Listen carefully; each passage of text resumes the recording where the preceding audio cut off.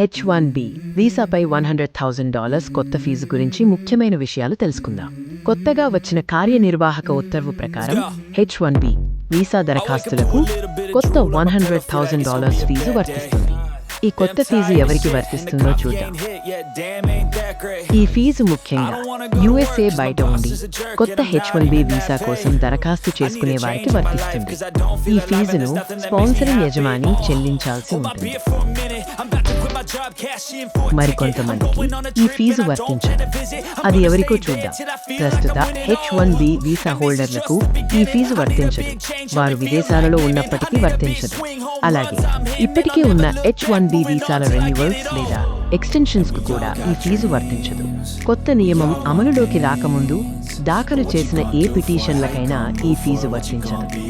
White house స్పష్టం చేసింది, $100,000 అనేది ఒకసారి చెల్లించే ఫీజు, వార్షిక చెల్లింపు కాదు. కొన్ని ప్రత్యేక సందర్భాలలో ఈ ఫీజు నుండి మినహాయింపులున్నాయి.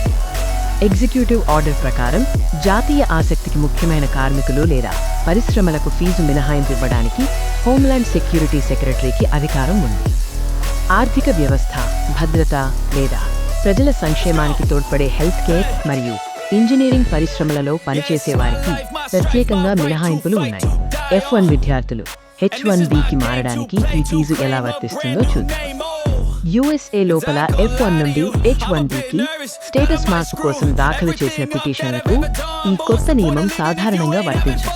కానీ అస్పష్టత ఇంకా ఉంది. ఒకవేళ H-1B పిటిషన్ ఆమోదించబడి F1 విద్యార్థి విదేశాలలో వీసా స్టాంప్ చేయించుకోవాల్సి వస్తే వారికి ఈ ఫీజు వర్తించే అవకాశం ఉంది. ఈ కొత్త నియమం చట్టపరమైన సవాళ్లను ఎదుర్కొంటుంది. దీని పూర్తి ప్రభావాలు ఇంకా అంచనా వేయబడుతున్నాయి. మరింత సమాచారం కోసం దయచేసి ఒక ఇమ్మిగ్రేషన్ అటార్నీని సంప్రదించండి.